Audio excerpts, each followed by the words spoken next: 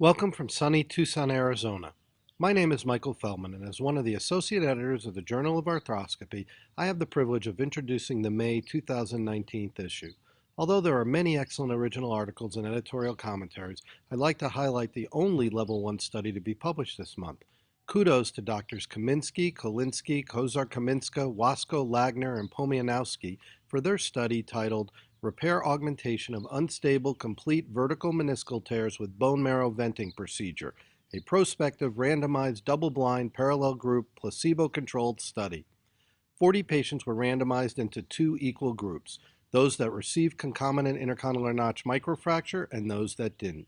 All surgeries were performed by a single surgeon with the same technique. The primary outcome measure was defined as meniscal healing noted by visual inspection at second look arthroscopy in all patients. Evaluations were performed by two independent attending knee surgeons who were blinded to patient allocation. I'm not sure if these results will surprise you, but they surely may change how you treat these injuries in the future. Happy reading and enjoy this month's journal.